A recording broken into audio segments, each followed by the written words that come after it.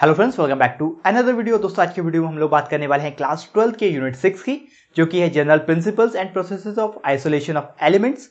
दोस्तों, ये एक ऐसा चैप्टर है जिसे अक्सर लोग पढ़ना नहीं चाहते हैं, लेकिन मैं अपनी पूरी कोशिश करूंगा इस चैप्टर को इंटरेस्टिंग बनाने की। तो बिना देर किए हुए इस वीडियो को करते हैं स्टार्ट। आप लोग बने रहिए मेरे साथ। मेरा नाम है मुदस्सर, आप देख रहे हैं कीप एजुकेटिंग योरसेल्फ।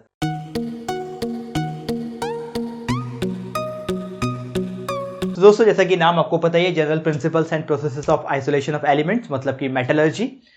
तो ये आप सभी को पता है कि एक बहुत ही बोरिंग चैप्टर है, लेकिन इतना भी बोरिंग नहीं है। तो वीडियो को करते हैं स्टार्ट फिर से वही अपने बेसिक क्वेश्चन के साथ कि ये जो चैप्टर पढ़ रहे हैं हम लोग क्यों पढ़ रहे हैं, इसकी ज़रूरत क्या है।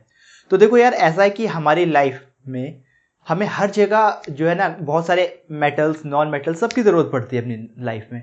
तो वो सब कुछ कहाँ से आता है? फॉर एग्जाम्पल, अब बड़े बड़े बिल्डिंग्स बन रहे हैं, ब्रिजेस बन रहे हैं, ठीक है।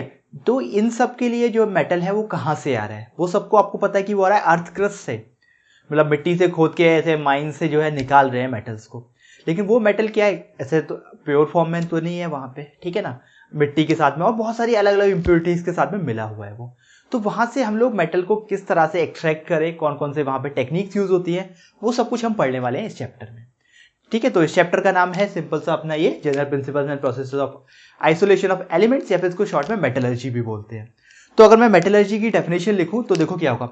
और लिखने से पहले दोस्तों एक बात बताता हूं कि यार ये वीडियो, क्योंकि आपको पता है कि चैप्टर बोरिंग है, तो मैं क्या करूंगा, बहुत ज़्यादा डिटेल में नहीं जाऊंगा इस वीडियो में। जो जो मेन इंपॉर्टेंट पॉइंट्स हैं उनको मैं लिखवाने की कोशिश करूंगा और वही आपको समझाने की भी कोशिश करूंगा। लेकिन मेरी हमेशा की तरह आपसे ये रिक्वेस्ट है कि आप लोग इसको एक बुक से एक बार जरूर पढ़ेंगे, ठीक है। तो स्टार्ट करते हैं, पहले लिख देते हैं मेटलर्जी। देखो मेटलर्जी क्या होती है, तो मेटलर्जी की डेफिनेशन लिखते हैं।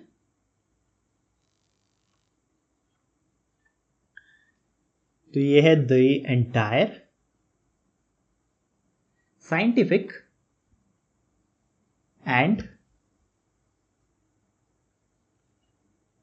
Technological processes used for isolation of metals from its ore, ठीक है। तो ये इतनी बड़ी डेफिनेशन थी, the entire scientific and technological processes used for isolation of metals from their ores, मतलब सब साइंटिफिक और टेक्नोलॉजिकल प्रोसेस है जो कि हम लोग यूज करते हैं किसी भी मेटल को निकालने के लिए उसके ओर से, ठीक है। तो ये तो सिंपल सी डेफिनेशन है, आप सबको समझ में आ गई होगी। अब यहाँ पे क्या है, देखो इस चैप्टर में जाने से पहले कुछ हम लोग और बेसिक टर्म्स हैं उनको डिस्कस कर लेते हैं। तो उसमें देखो, तो सबसे पहले हम जो टर्म की बात करेंगे वो हम बात करेंगे मिनरल की, minerals.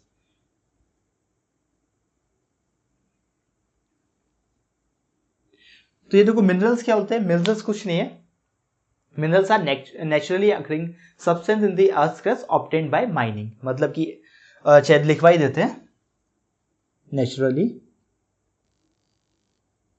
Occurring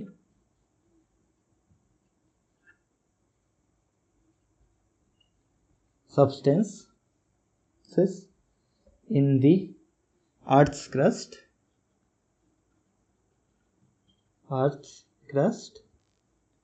obtained by mining,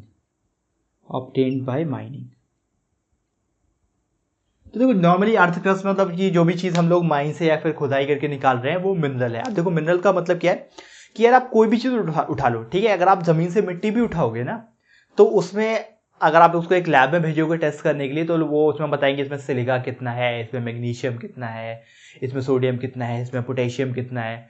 और डिपेंड करता है कि आप कौन सी जगह पे हो, कहीं पे हो सकता है कि इसमें आयरन भी हो, गोल्ड भी हो, सिल्वर भी हो, तो अलग अलग जगह से ऐसा हो सकता है। तो हर एक चीज में कुछ ना कुछ एलिमेंट्स हैं, ये बात तो श्योर है। तो मिनरल्स क्या है? मिनरल्स मतलब वही नेचुरली अकरिंग सब्सटेंस है जिनको हम अर्थ क्रस्ट से निकालते हैं खोद के, और उनमें कोई ना कोई मेटल या फिर नॉन मेटल या जो भी है कोई एलिमेंट्स हैं उसमें, ठीक है।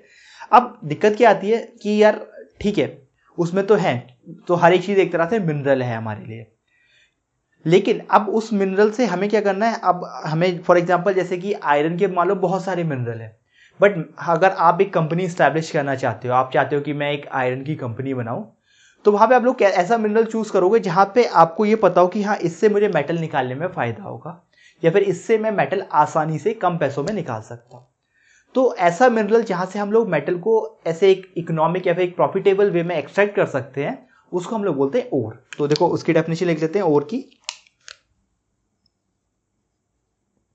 तो उसको लिखेंगे हम देखो those minerals from where metals can be extracted economically या फिर प्रॉफिटेबली, मतलब इकोनॉमिकली एंड कन्वीनियंटली। ठीक है, तो ऐसे मिनरल जहां से हम कोई भी मेटल को अच्छे से एक्सट्रैक्ट कर लें, एक ठीक है इकोनॉमिकली की ठीक से लिखेगा स्पेलिंग, तो इकोनॉमिकली और एक प्रॉफिटेबल वे में अगर हम उसको एक्सट्रैक्ट कर सकते हैं वहां से, तो वो हमारा मिनरल कहलाएगा ओर। ठीक है, तो मिनरल और ओर दोनों सेम ही चीज है, लेकिन ओर क्या है, ओर से हम श्योर हैं कि इससे हमें मेटल मिल जाएगा और हमें जो है फायदा भी होगा उसको प्रोसेस को करने में, और इजीली हम वो काम कर पाएंगे। ठीक, तो ये होगा मिनरल्स और ओर। तो इनकी डेफिनेशन आपको याद रखनी है, कभी हो सकता है एक नंबर में एज इट इज आ जाए, तो कोई दिक्कत वाली बात नहीं है। अब इनसे ओर्स भी क्या है दोस्तों, बहुत तरह की ओर्स है। आपने पढ़ा होगा ऑक्साइड ओर, सल्फाइड ओर, हैलाइड, कार्बोनेट, तो इस तरह की कई तरह की ओर्स हैं। तो हम क्या करते हैं, एक एक सारे ओर्स को लिखते हैं, उनके दो एग्जांपल लिख देते हैं और फिर आगे चलते हैं। तो देखो मैं इन दोनों को हटा दे रहा हूँ डेफिनेशन को, आपकी बुक में अच्छे से दे रखी है, तो कोई टेंशन लेने वाली बात नहीं है, नोट करनी है तो कर लीजिए, वरना आप लोग बुक से देख लेना। ठीक है, तो पहले मैं भी टाइप्स ऑफ ओर्स लिखता हूँ कि हमें कितने टाइप्स की ओर्स पता है और उनके एक एक दो एग्जाम्पल। ठीक है, तो मे बी स्टार्ट करते हैं। देखो ऑक्साइड ओर से, तो हमारे पास में है ऑक्साइड ओर है, हमारे पास में सल्फाइड ओर है, ऑक्साइड, सल्फाइड, हैलाइड और कौन सा है, कार्बोनेट। तो इतनी सारी ओर्स हैं हमारे पास में। तो ऑक्साइड ओर मतलब समझ रहे हो कि जो भी मेटल हमें चाहिए वो क्या है, ऑक्सीजन के साथ में एज अ कंपाउंड, मतलब ऑक्सीजन के कंपाउंड की फॉर्म में प्रेजेंट है। तो इसका एग्जांपल बहुत ही सिंपल हो गया, हेमेटाइट लिख लेते हैं। हेमेटाइट जो कि है आपका Fe2O3, या फिर बात करें मैग्नेटाइट की, ये भी आयरन का ही ओर है, वो है आपका Fe3O4। ठीक है, तो ये दोनों हो गए, दोनों में आयरन क्या है, ऑक्सीजन के साथ में बॉन्ड बनाया हुआ है कंपाउंड, तो ये हो गया हमारा ऑक्साइड ओर। ठीक, सल्फाइड ओर की बात करते हैं। सल्फाइड ओर मतलब जिसमें क्या है, सल्फर के साथ में होगा, बहुत ही सिंपल सी बात है। तो उसमें अपना ये देखो क्या क्या जाएगा, उसमें अपना आ जाएगा ये जिंक ब्लेंड, मतलब ZnS, एक साथ लिख देते हैं इसको।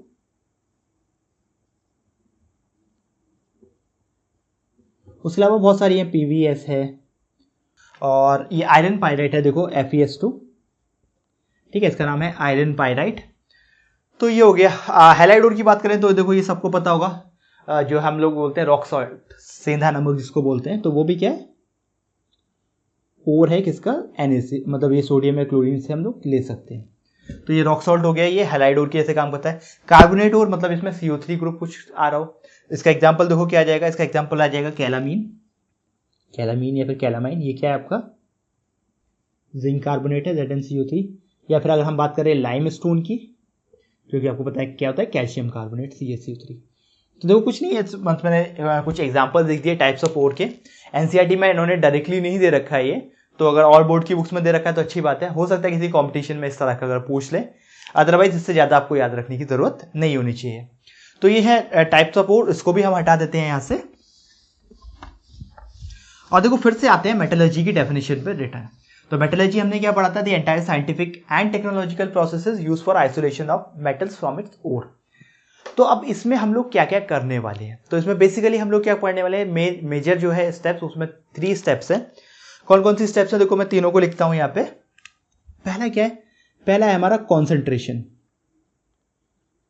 कॉन्सेंट्रेशन ऑफ ओर, कॉन्सेंट्रेशन या फिर इसको लोग एनरिचमेंट भी बोल सकते हैं, कॉन्सेंट्रेशन या फिर एनरिचमेंट ऑफ ओर, ये पहला है इसमें। दूसरा क्या होगा इसका, isolation of metals, isolation of metals from ये कॉन्सेंट्रेटेड ओर, कॉन्सेंट्रेटेड ओर। थर्ड क्या है, ये है प्यूरिफिकेशन ऑफ मेटल्स।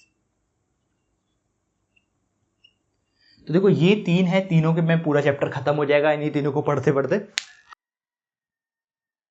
पहला है कॉन्सेंट्रेशन या फिर एनरिचमेंट ऑफ ओर। इसका मतलब क्या है? मतलब कि देखो ओर में आपको पता है कि हाँ आपका एलिमेंट जो भी आप लोग मेटल के लिए देख रहे हो वो उसमें बहुत ज़्यादा अमाउंट में और आप इसको इजीली निकाल सकते हो वहाँ से। तो इसलिए हम लोग कॉन्सेंट्रेशन, लेकिन वहाँ पे क्या है कि देखो इम्प्योरिटीज़ भी हो उस ओर के साथ में। तो कॉन्सेंट्रेशन का मतलब है सिंपली इम्प्योरिटीज़ को हटाना है और जो आपका मेटल है उसके अमाउंट को कॉन्सेंट्रेट करना है, बढ़ाना है। दूसरा कौन सा आ गया? देखो आपका isolation of metal from the concentrated ore. अब आपने क्या कर लिया कि मेटल को कॉन्सेंट्रेट कर लिया ओर में, अब हमें क्या करना है? मेटल को वहाँ से निकालना है। मतलब जैसे कि फॉर एग्जाम्पल ऐसे मान के चलो, जैसे कि अभी मैंने ऑक्साइड ओर की बात करी, ठीक है, जैसे कि हमने बात करी थी हेमेटाइट की Fe3O4 Fe2O3। तो अब देखो इसमें क्या हो रहा है कि ऑक्सीजन के साथ में आयरन, जबकि हमें आयरन क्या चाहिए? प्योर फॉर्म में चाहिए। तो वो दूसरा वाला स्टेप आ गया। तो पहले हमने Fe2O3 को हमने कॉन्सेंट्रेट कर लिया, इंप्योरिटीज हटाई और फिर अब उसके मेटल को वहां से निकाल रहे हैं। थर्ड क्या है कि अब हमने जो वो निकाला, जब हमने वहां से भी मेटल निकाली है, फिर भी क्या चाहिए? हमें और भी ज्यादा हाई प्योरिटी में मेटल चाहिए। तो उसके लिए हम लास्ट स्टेप करेंगे प्यूरिफिकेशन ऑफ मेटल। तो ये पूरा चैप्टर दोस्तों इसी पे खत्म हो जाएगा। तो अब हम लोग क्या करते हैं? देखो मेटलर्जी के डेफिनेशन को हटाते हैं और कॉन्सेंट्रेशन या फिर एनरिचमेंट ओर के अंडर जितने भी सब हेडिंग्स हैं उनको लेकर चलते हैं। तो मैं ये सबको यहां से इरेज करता हूं। ये मुर्गा क्यों परेशान कर रहा है मेरे को सुबह सुबह? तो देखो स्टार्ट करते हैं कॉन्सेंट्रेशन ऑफ ओर से। कॉन्सेंट्रेशन ऑफ ओर, ठीक है, ये जो हमने जो फर्स्ट पढ़ने वाले थे। अब देखो इससे कॉन्सेंट्रेशन ऑफ ओर का मतलब सिंपली वही है कि removal of impurities from the ore, ठीक। तो हम लोग इम्प्योरिटीज को भी देखो एक वर्ड यूज करते हैं यहाँ पे। इम्प्योरिटीज के लिए एक वर्ड यूज किया जाता है, इसको बोलते हैं गैंग। गैंग का मतलब कुछ भी नहीं है, ये है इम्प्योरिटीज, ठीक है। तो कहीं भी आपको ये वर्ड दिखाई देगा तो आप समझ जाओगे कि हम बात कर रहे हैं वहाँ पे इम्प्योरिटीज की। तो कॉन्सेंट्रेशन में हमें क्या करना है कि अपने जो है जितनी भी इम्प्योरिटीज है, गैंग मटेरियल है, उसको वहाँ से हटाना है। इसको भी हम लोग क्या पढ़ेंगे? इसके भी हमने 3-4 टाइप ऑफ प्रोसेसेस है जिसके थ्रू हम लोग कर सकते हैं। पहला हम लोग पढ़ेंगे हाइड्रोलिक वॉशिंग। दूसरा जो हम लोग पढ़ेंगे वो पढ़ेंगे मैग्नेटिक सेपरेशन। थर्ड पढ़ेंगे फ्लोटेशन मेथड और फोर्थ पढ़ेंगे लीचिंग। तो चारों को चारों हमें अभी डिस्कस करने हैं। तो पहले स्टार्ट करते हैं नंबर 1 जो कि है हमारा हाइड्रोलिक वॉशिंग। तो ये गैंग को हटा देते हैं यहाँ से, ठीक है। तो इसका ए वाला कौन सा? Hydraulic washing.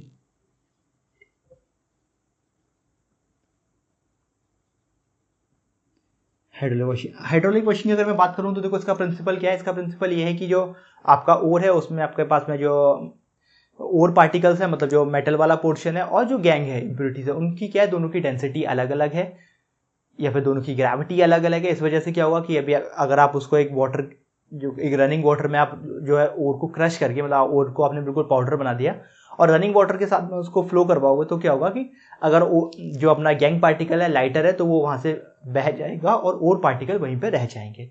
तो ये है इनका मेन जो है प्रिंसिपल्स के पीछे। तो लिख देते हैं, it is based on differences of gravities या फिर simply density, gravities of ore and gang particles,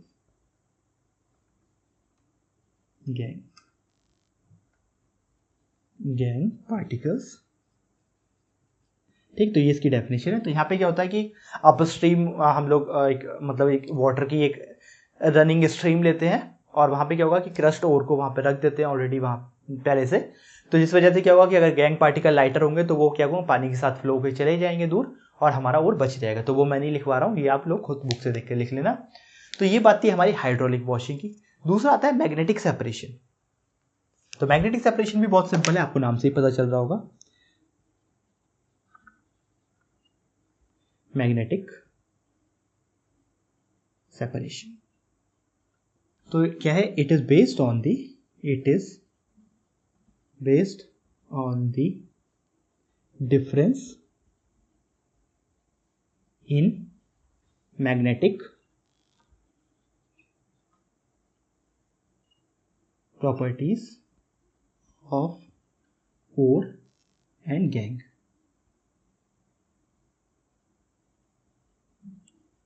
ठीक है। इसका एग्जांपल आपको पता है आयरन की जितने भी और से हेमेटाइट, मैग्नेटाइट वगैरह। तो वहाँ पे क्या होगा कि आपको पता है कि आयरन है तो आयरन मैग्नेटिक प्रॉपर्टीज को शो करता है। तो अगर हम लोग क्या करें, एक ऐसा देखो उन्होंने कुछ सेटअप दिखाया है बुक में डायग्राम बना के कि एक ये बेल्ट है और ये यहाँ पे क्या है कुछ रोलर्स लगे हुए हैं। ठीक है, यहाँ पे आपकी जो है पाउडर्ड ओर आ रही है। ठीक है, ये पाउडर्ड ओर है। उसके जब ये इधर मूव करेगी तो यहाँ पे क्या होगा, रोलर यहाँ पे एक मैग्नेट लगी हुई है, जिस वजह से क्या होगा कि नॉन मैग्नेटिक पार्टिकल्स क्या होंगे, एक अलग कंटेनर में कलेक्ट हो जाएंगे यहाँ पे मान लो। और जो मैग्नेटिक पार्टिकल होंगे वो क्या करेंगे, क्योंकि यहाँ पे मैग्नेट लगी हुई है तो वो यहाँ तक आएंगे और यहाँ पे एक अलग से एक चीज़ लगी होगी जो उनको ज़बरदस्ती हटा देगी। तो वो क्या होगा, वो इस वाले कंटेनर में आके कलेक्ट हो जाएंगे दूसरे वाले में। तो बुक में दे रखा है, अच्छे से बना लेना, कुछ प्रॉब्लम नहीं है इसमें। तो ये बहुत ही सिंपल सा हमारा मैग्नेटिक सेपरेशन, और इसमें ज़्यादा से बताने की कोई ज़रूरत नहीं है। तो ये दोनों चीज़ें आपकी हो गई, हाइड्रोलिक वॉशिंग हो गई, मैग्नेटिक सेपरेशन हो गई। अब हम थर्ड पे आते हैं जो कि है हमारा फ्लोटेशन प्रोसेस। तो ठीक है गाइज, इसको इरेज करते हैं, बुक से आप लोग देख लेना और इसको हटाते हैं। थर्ड वाले पे आते हैं आप। तो सी वाला लिख देते हैं, फ्लोटेशन मेथड। देखो ये किस चीज़ पे बेस्ड है, ये बेस्ड है एक बहुत ही अच्छी सी कहानी आएगी। तो पहले मैं इसकी डेफिनेशन बताता हूँ, फिर बताऊंगा वो कहानी। तो यहाँ पे लिख देते हैं, देखो it is based on the difference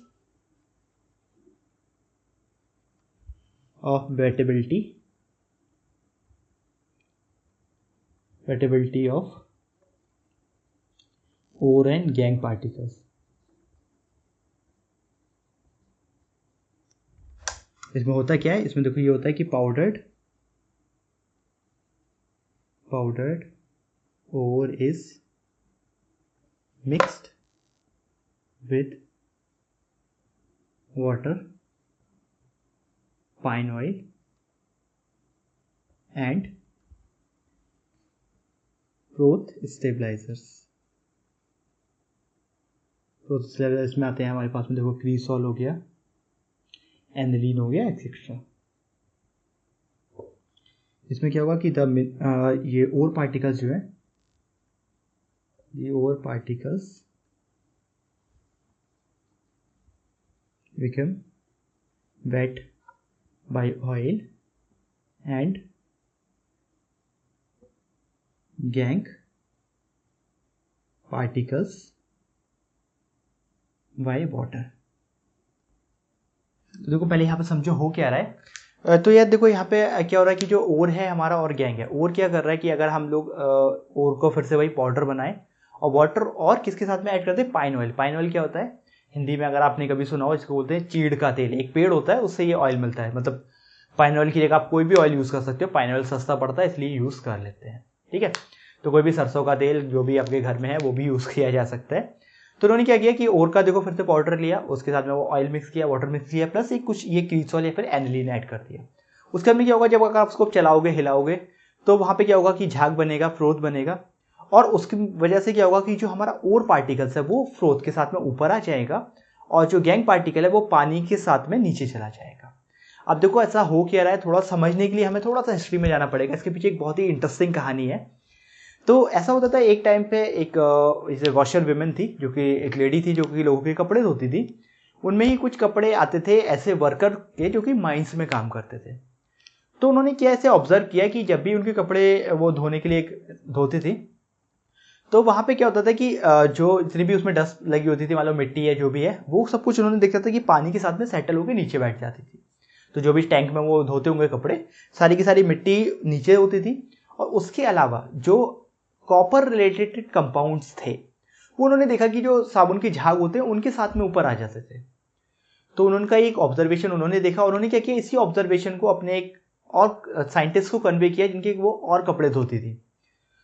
तो जब उन्होंने साइंटिस्ट ने इस बात पर ध्यान दिया कि जो उन्होंने ऑब्जर्वेशन अपना बताया, तो फिर उनको समझ में आया कि अरे भाई ये तो एक बहुत अच्छा मेथड है हमारे ऐसे ओर्स पार्टिकल को कलेक्ट करने के लिए जिनको मतलब और दूसरे मेथड से ज़्यादा पैसा खर्च हो रहा था। यहाँ पे देखो बहुत ही सिंपल सा है, पाइन ऑयल बहुत ही सस्ता है, उसके अलावा क्या बचिए आपके पास में, पानी चाहिए आपको, प्लस ये क्रीसॉल या फिर एनिलीन, बस इतने से आप क्या कर पा रहे हो, ओर का एनरिचमेंट कर पा रहे हो, मतलब ओर को गैंग से सेपरेट कर पा रहे हो, और ये बहुत ही इकोनॉमिकल और बहुत अच्छा वे बन गया। तो मतलब आपने देखा कि साइंस सिर्फ ऑब्जर्वेशन, मतलब एक वॉशर विमेन की ऑब्जर्वेशन से आज हम लोग इस मेथड को पढ़ पा रहे हैं। तो साइंस क्या है, देखो सिर्फ ऑब्जर्वेशन बेस्ड है। तो अगर हम लोग हर चीज़ में अपना एक साइंटिफिक ऑब्जर्वेशन रखेंगे तो हमें कोई ना कोई चीज़ ज़रूर मिलेगी। तो ये वहाँ से निकल कर आया फ्रोथ फ्लोटेशन प्रोसेस। इसका देखो डायग्राम सेटअप बना देते हैं, बहुत ही सिंपल है। और देखो ये मोस्टली किसके लिए काम करता है, सल्फाइड ओर्स के लिए काम करता है। तो देखो सेटअप क्या है, एक टैंक है, बहुत ही सिंपल सा सेटअप है यार। और टैंक में क्या है, टैंक में देखो हमने कुछ इस तरह का ये बना रखा है।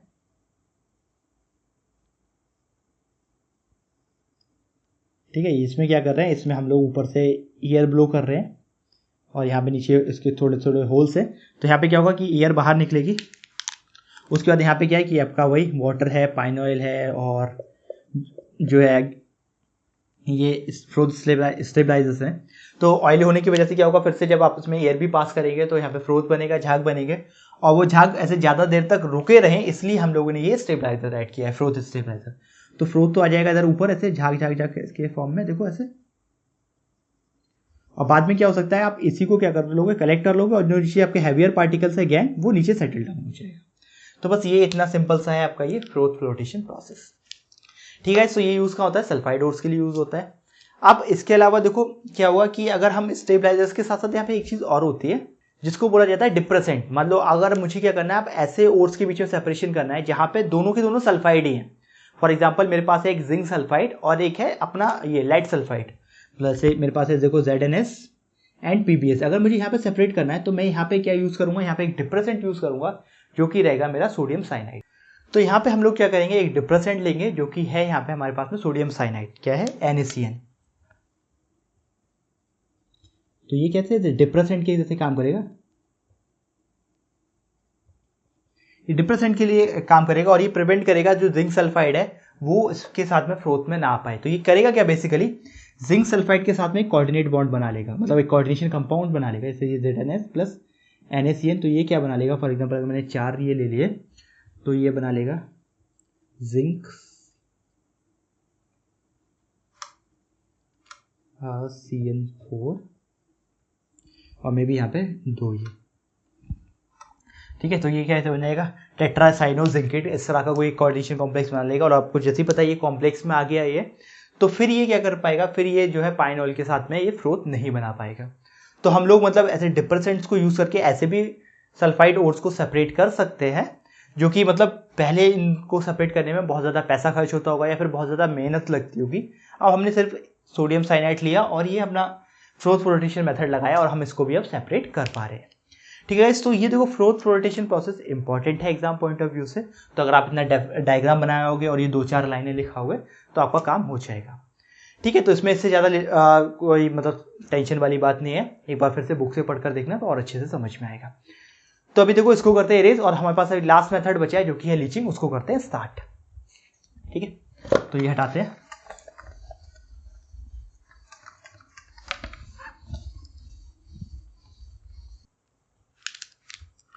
तो डी वाला लिख देते हैं, डी वाला है लीचिंग। तो लीचिंग क्या है, लीचिंग है आपका एक तरह का chemical treatment, chemical treatment of ore with suitable solvent to remove impurities या फिर टू रिमूव गैंग। तो देखो क्या हो रहा है यार, इसमें सिंपल सा दिख रहा है। अभी तक देखो हम लोगों ने क्या पढ़ा, पहला पढ़ा था हाइड्रोलिक वॉशिंग, तो वहाँ पानी का यूज़ कर रहे थे, मतलब डिफरेंस इन ग्रेविटी को हम लोग यूज़ में ला रहे थे। दूसरा हमने पढ़ा मैग्नेटिक सेपरेशन, तो वहाँ मैग्नेटिक प्रॉपर्टीज़ का डिफरेंस को यूज़ में ला रहे थे। थर्ड पढ़ा फ्रोथ फ्लोटेशन प्रोसेस, तो वहाँ से ये डिफरेंस में ला रहे थे कि जो ओर पार्टिकल्स हैं वो पाइन ऑयल से वेट हो रहे थे और गैंग वाटर से वेट हो रहा था। इसमें क्या है, एक्चुअली हम लोग एक ऐसा केमिकल ढूंढेंगे जिसके साथ में हम लोग ओर के पाउडर को मिक्स करेंगे, और वो क्या होगा कि हमने सिर्फ और सिर्फ जो सिलेक्टिवली हमारा ओर है या फिर जो डिजायर्ड मेटल है उससे ही रिएक्शन करेगा और बाकी सारी इंप्योरिटीज को हटा देगा। तो ये कहलाता है लीचिंग प्रोसेस। अब लीचिंग में भी हम लोग 2 पढ़ने वाले हैं। पहला हम लोग पढ़ेंगे जो हमारा ये एल्यूमिना है उसको लीच करेंगे हम लोग बॉक्साइट ओर से। तो देखो बॉक्साइट क्या है, हाँ बॉक्साइट का भी याद रख लो, जो एल्यूमिनियम की एक ओर है बॉक्साइट, और बॉक्साइट बहुत ही कॉमन ओर है, तो बहुत सारे एग्जाम्स में भी कभी भी पूछ लेते हैं कि जो एल्यूमिनियम की ओर कौन सी है, तो वो है बॉक्साइट। तो उसी से देखो स्टार्ट करते हैं। तो इसका डी का भी ये D.1 लिख देता हूं मैं। क्या है? Leaching of alumina from bauxite. अब देखो बॉक्साइट में क्या होता है कि जो SiO2 है या फिर टाइटेनियम ऑक्साइड है, ये क्या है, ये एज अ इम्प्योरिटीज प्रेजेंट होते हैं। तो हमें क्या करना है, क्योंकि हमें इनको हटाना है, तो इसमें क्या करेंगे, जो अपने पास में बॉक्साइट है Al2O3 है, उसको ट्रीट कर देंगे 45% कॉन्सेंट्रेटेड NaOH के साथ। देखो कैसे करेंगे, रिएक्शन लिख देते हैं यहाँ पे। देखो हमारे पास है Al2O3, इसकी मैंने रिएक्शन करवा दी किसके साथ में, NaOH प्लस वाटर के साथ में। ठीक है, अभी देखो होगा क्या, ये रिएक्शन की वजह से क्या होगा कि जो ये अपना एल्यूमिनियम है, ये क्या करने का, एक तरह का कोऑर्डिनेशन कॉम्प्लेक्स बना लेगा सोडियम के साथ, सोडियम और हाइड्रोक्सिल OH के साथ में। तो जो बनेगा वो कुछ तरह से बनेगा, देखो AlOH4 और Na, और यहाँ पे लगा देंगे हम 2। तो एल्यूमिनियम बैलेंस हो गए। और यहाँ पे देखो ये रिएक्शन कौन सी है, ऐसे कुछ तो ये 1 to 3 वाली रिएक्शन है, तो ये 1 है, इस पर आगे 2 लगा दो, इस पर आगे 3 लगा दो, ऐसे याद रहेगा बैलेंस करने के लिए। तो देखो सोडियम बैलेंस हो गया हमारा पूरा, एल्यूमिनियम भी बैलेंस हो गया यहाँ पे।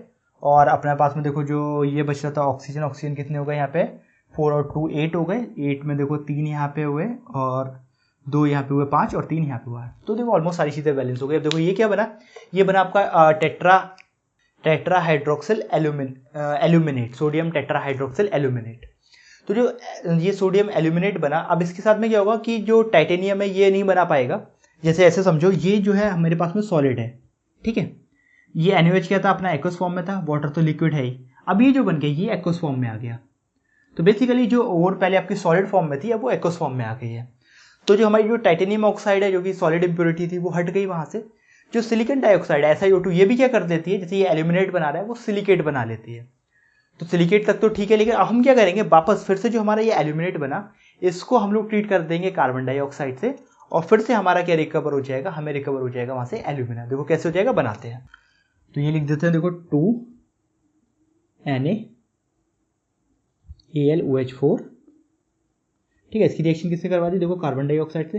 तो क्या होगा, अब यहाँ पे हमारा बन जाएगा देखो Al2O3.XH2O, मतलब कुछ वाटर ऑफ क्रिस्टलाइजेशन भी आ जाएगा, और बन जाएगा आपका सोडियम हाइड्रोजन कार्बोनेट या फिर सोडियम बाइकार्बोनेट। ठीक है, तो हमने क्या कर दिया, जो हमारा ये बना था एल्यूमिनेट, उसको हमने न्यूट्रलाइज कर दिया कार्बन डाइऑक्साइड के साथ में। अब यहाँ पे क्या होगा, जो हमारा सिलिकेट बना था, जो रिएक्शन नहीं दिखा रहे हैं उसकी, वो ये चीज नहीं कर पाएगा। तो अभी देखो क्या हुआ इसमें, जैसे कि ये एक्वस था, अब ये फिर से सॉलिड में आ गया। ठीक है, अब इसको क्या करेंगे, हम इसको और हीट कर देंगे, तो ये वाटर ऑफ क्रिस्टलाइजेशन भी निकल जाएगा, और हमारे पास में बन जाएगा एक प्योर क्या बनेगा, एल्यूमिना बनेगा बॉक्साइट से। ठीक, तो उसको देखो Al2O3 जो है Al2O3.XH2O, इसको अगर हीट कर दिया जाए तो क्या बन जाएगा आपका, Al2O3 एल्यूमिना बन जाएगा प्योर, प्लस वाटर बन जाएगा। ठीक, तो ये है आपकी लीचिंग की प्रोसेस। लीचिंग प्रोसेस क्या है, हम लोग वही कर रहे हैं, केमिकल ट्रीटमेंट कर रहे हैं ओर्स का, उनको प्यूरिफाई करने के लिए। तो इसके पास देखो सिर्फ 2 ही रिएक्शन है, आप लोग अच्छे से याद रख सकते हो। फिर से देख लो, Al2O3 है, सोडियम हाइड्रोक्साइड के साथ रिएक्शन करवाई वाटर के साथ में, 1 2 3। ठीक है, ऐसे बैलेंस हो जाएगी। तो क्या बनेगा आपका tetra hydroxyl aluminate, sodium tetra hydroxyl aluminate, ये बन गया, ये कोऑर्डिनेशन कंपाउंड जो कि एक्वस फॉर्म में आएगा। उसके बाद में इसी को हमने क्या किया, न्यूट्रलाइज करवा दिया कार्बन डाइऑक्साइड से, तो बन गया हमारा सोडियम हाइड्रोजन कार्बोनेट, और Al2O3.XH2O, वाटर ऑफ क्रिस्टलाइजेशन के साथ में बन गया ये एल्यूमिना। उसी एल्यूमिना को हमने हीट कर दिया, तो हमारे पास प्योर एल्यूमिना बन गया, जो कि हमने स्टार्टिंग में जो किया था इम्प्योर था, इसके साथ में सिलिकॉन डाइऑक्साइड और टाइटेनियम डाइऑक्साइड जैसी इम्प्योरिटीज थी। ठीक, तो ये हमारा देखो एक एग्जांपल हो गया लीचिंग का। दूसरा एग्जांपल लीचिंग का हम लोग यूज करते हैं सिल्वर और गोल्ड के प्यूरिफिकेशन में, तो वो भी करके बता देते हैं।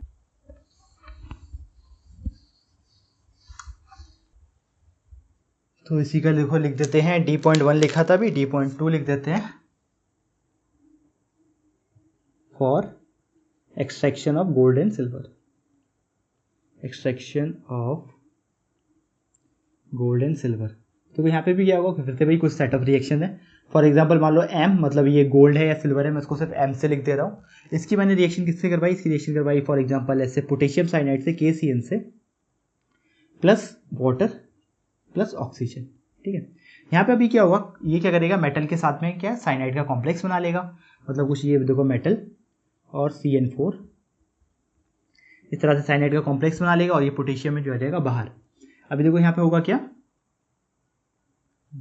ये जो है साइनाइड यहाँ पे 2 आएगा, ठीक है। तो उसको बैलेंस करने के लिए मैंने क्या किया, जैसे अगर 4 टाइम्स मेटल लिया और 8 टाइम्स ये ले लिया, तो उसको सब कुछ करने के मैं सिंपली क्या लगा दूंगा, यहाँ पे 4 लगा दूंगा। तो देखो मेरा मेटल बराबर हो गया, प्लस पोटेशियम में भी बचा हुआ है, और उसके अलावा देखो साइनाइड भी बराबर हो गया, क्योंकि साइनाइड 2 अंदर है और ये 4 बाहर है, तो ये भी 8 बराबर हो गया, ठीक है। उसके बाद में देखो और क्या बनेगा, प्लस 4 बचा ना, तो 4 KOH। तो यहाँ पर अब सारा चीज़ें हमारी एक तरह से ऑलमोस्ट बैलेंस हो गई है। हाइड्रोजन बचे हुए हैं, हाइड्रोजन देखो यहाँ पे कितने आ रहे हैं, 4 आ रहे हैं, और तो कहीं आ नहीं रहे, तो यहाँ पे चुपचाप 2 लगा दो बस। ऑक्सीजन अगर एक बार फिर से देखें तो 2 ऑक्सीजन ये होगा, 2 ऑक्सीजन 4 ऑक्सीजन होगा, 4 यहाँ पे बराबर होगा। तो देखो यहाँ पे क्या हुआ कि पोटेशियम ने क्या कर लिया, एक पोटेशियम तो नहीं बोलना चाहिए, साइनाइड ने एक कॉम्प्लेक्स बना लिया मेटल के साथ में। तो मेटल में क्या, गोल्ड या सिल्वर में से कोई है। उसके बाद क्या करेंगे, हम इसी कॉम्प्लेक्स की रिएक्शन करवा देंगे जिंक से, और हमें पता है कि जिंक एक रिएक्टिव मेटल है। वो क्या करेगा, ये इसको डिस्प्लेस कर देगा और खुद उसके साथ में जो है क्या कर लेगा, मेटल को हटा देगा और खुद जाके साइनाइड के साथ में कोऑर्डिनेशन कॉम्प्लेक्स बना लेगा। तो देखो बना के ही बता देते हैं। तो फॉर एग्जांपल मैंने ये ले लिया 2, जो मेरे पास ये मेटल का कॉम्प्लेक्स है, ठीक है। इसकी करवा दी, कुछ नहीं, तो जिंक से रिएक्शन करवा दी। तो देखो क्या करेगा, जिंक बना लेगा अपना फिर से वही टेट्रा साइनाइडो वाला कंपाउंड, ठीक है, डबल पॉजिटिव है। तो यहाँ पे ये जो है ये हुआ, तो हमारा जो K2 आ जाएगा यहाँ पे, प्लस अब कितना बचा, हमारे पास मेटल बचा, तो वो 2M यहाँ पे आ जाएगा। तो देखो ये हो गई रिएक्शन। इससे क्या हुआ, हमारे पास में फिर भी जो है मेटल पहले कॉम्प्लेक्स में गया, तो जितनी भी इम्प्योरिटी थी वो कॉम्प्लेक्स बना नहीं पाई होंगी, तो मेटल तो आ गया हमारा एक्वस फॉर्म में, बाकी इम्प्योरिटी सारी की सारी ऐसी ही रह गई। उसके बाद हमने क्या करा, फिर से उसको हटा लिया, वहाँ से कॉम्प्लेक्स से निकाल लिया और हमें प्योर मेटल मिल गया। तो दोस्तों दोनों ही एग्जाम्पल थे लीचिंग के। तो लीचिंग के साथ में हमारा देखो पहला पार्ट खत्म हो जाता है, कॉन्सेंट्रेशन ऑफ ओर्स। तो हमने देखो एक बार फिर से जल्दी से रिवाइज करते हैं। सबसे पहले पढ़ा हमने हाइड्रोलिक वॉशिंग, जहाँ पे क्या था कि ओर पार्टिकल्स और गैंग पार्टिकल्स की डेंसिटी में डिफरेंस था, जिसकी वजह से अगर हमने फ्लोइंग वाटर के साथ में उसको डाला ओर के मिक्सचर को, तो क्या होगा कि गैंग पार्टिकल जो है पानी के साथ में बह जाएंगे, फ्लो कर जाएंगे, और ओर पार्टिकल्स वहीं रह जाएंगे, ठीक है। इसका अदर वे राउंड भी ट्रू है, हो सकता है कि ओर पार्टिकल्स हल्की हो और गैंग पार्टिकल्स भारी हो, तो दोनों वैसे आप सेपरेट कर सकते हो। तो पहला ये हो गया हमारे पास में हाइड्रोलिक वॉशिंग। दूसरा हमने क्या पढ़ा था, मैग्नेटिक सेपरेशन, जहाँ पे क्या हो सकता है आपका, या तो मान लो फिर से वही ओर मैग्नेटिक है या फिर गैंग पार्टिकल्स मैग्नेटिक है, जो भी है मैग्नेट के बेस पे वहाँ पे सेपरेशन हो जाएगा।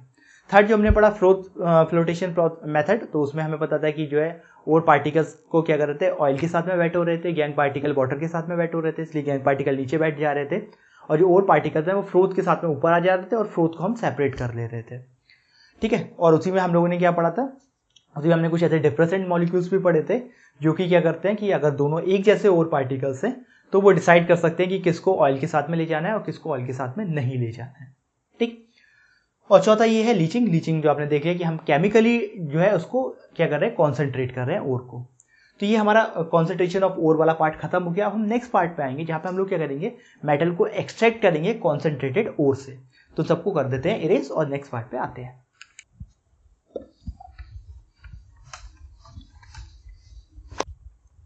तो ये नंबर 2 है हमारा, इसमें हम लोग क्या करेंगे, एक्सट्रैक्ट करेंगे। तो extraction of crude metal from concentrated, मैं शॉर्ट में लिख देता हूँ CONC, कॉन्सेंट्रेटेड ओर, ठीक है। तो यहाँ पे भी देखो दोस्तों हम 2 चीज़ें पढ़ने वाले हैं। जो पहले हम जो पढ़ेंगे वो होगा हमारा conversion to oxides, conversion to metal oxides, और दूसरा क्या है, reduction, reduction of the oxides to metal. तो अब क्या होता है, हमने देखो कॉन्सेंट्रेट कर लिया, मेटल का अमाउंट बढ़ा लिया, लेकिन अब मेटल क्या हो सकता है, किसी भी अलग अलग फॉर्म में प्रेजेंट हो सकता है। तो इसमें हम लोग क्या करेंगे, पहले क्या करेंगे, मेटल को जो है ऑक्साइड में कन्वर्ट कर देंगे। तो उस वजह से क्या होगा कि बाकी सारी फिर से और इम्प्योरिटीज हट जाएंगी वहाँ से, और फिर जो मेटल का ऑक्साइड है सेलेक्टिवली उसी को दोबारा से रिड्यूस कर देंगे प्योर मेटल बनाने के लिए। तो ये 2 वे से हम लोग उसको करने वाले हैं। अब इन दोनों में भी क्या, जो पहला पार्ट है इसका क्या करने के लिए, कन्वर्जन टू मेटल ऑक्साइड, इसमें तो बहुत ही इंपॉर्टेंट प्रोसेसेस आने वाली है, जिसका कि नाम है कैल्सिनेशन और रोस्टिंग। ये भी इनके एग्जाम में आने के काफ़ी ज़्यादा चांस है, कैल्सिनेशन और रोस्टिंग के स्पेशली। तो मैं उन दोनों को से स्टार्ट करता हूँ, फिर हम लोग और आगे चलेंगे, ठीक है। तो अभी फिलहाल के लिए इस दोनों को हटा देते हैं। आपको दिमाग में रखना है कि हाँ, सेकंड पार्ट में जब हम लोग मेटल को एक्सट्रैक्ट कर रहे हैं तो पहले हमें क्या करना पड़ेगा, उसको ऑक्सीडाइज कर देना पड़ेगा। तो क्या करेगा, अपना ऑक्साइड की फॉर्म में आ जाएगा और फिर उसको रिड्यूस करना पड़ेगा। कुछ चीज़ें ऐसी हो सकती है जो मान लो ऑक्साइड्स हो रहे हैं, यहाँ पे पहले से ही ऑक्साइड है, तो वहाँ पे ये करने की ज़रूरत हमें नहीं पड़ेगी। ठीक है, तो ये भी डिपेंड करता है, ऐसा नहीं है कि बिल्कुल ऐसा ही सब होना है, डिपेंड करता है कौन सी ओर है आपकी, किस तरह का मटेरियल है, तो उस तरह से आपको आगे जाना है। तो इसको हटाते हैं, पहले वाले पार्ट पे आते हैं, कन्वर्जन टू मेटल ऑक्साइड्स।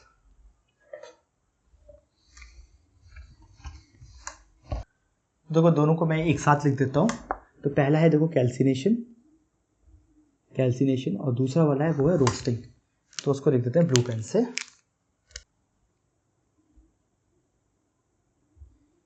देखो दोनों में क्या हो रहा है, दोनों में ही हीट करा जा रहा है ओर पार्टिकल्स को, एनरिच्ड ओर पार्टिकल्स को, लेकिन बेसिक डिफरेंस ये, कैल्सिनेशन क्या होता है, इन एब्सेंस ऑफ एयर होता है, रोस्टिंग क्या होता है, इन प्रेजेंस ऑफ एयर होता है। तो रोस्टिंग तो आप समझते हो किसी चीज़ को भूनना, जैसे घर पे भी बहुत सारी चीज़ों को रोस्ट करके खाया जाता है, तो वो क्या होता है, प्रेजेंस ऑफ एयर होता है। तो वही ऐसे करके इसको याद रख सकते हो। ठीक है, तो एक लाइन ड्रॉ कर देते हैं दोनों के बीच में। कैल्सिनेशन लिखते हैं। कैल्सिनेशन क्या है, strong heating in absence of air, strong heating in absence of air, यहाँ पे एयर का एब्सेंस है। और दूसरा वाला क्या है, ये वाला है आपका heating below the melting point. ठीक है,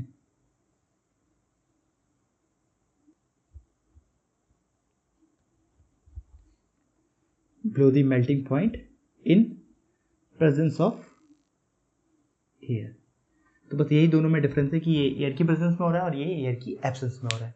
तो यहाँ पे क्या हम लोग बहुत ज़्यादा स्ट्रॉन्ग हीट कर रहे हैं, इसकी वजह से क्या होगा कि अगर मान लो आपका ओर पार्टिकल्स या फिर गैंग पार्टिकल दोनों में से कोई भी वॉलेटाइल है तो वो उड़ जाएगा, दूसरा बच जाएगा।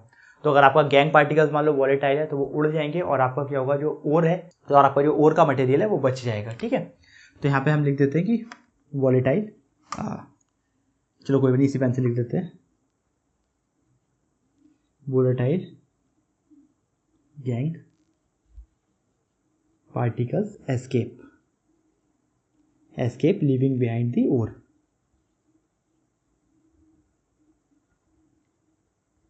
ठीक, जैसे इसका ऐसे मानो जैसे कि हमारे पास में आयरन की एक और है Fe2O3, इसके साथ में वाटर ऑफ क्रिस्टलाइजेशन लगा हुआ है जो हमें नीचे है, मतलब तो हमने क्या किया, इसको बढ़िया से हीट कर दिया। आपके पास में क्या बचेगा, Fe2O3 बच जाएगा प्लस वाटर हट जाएगा या फिर उड़ जाएगा।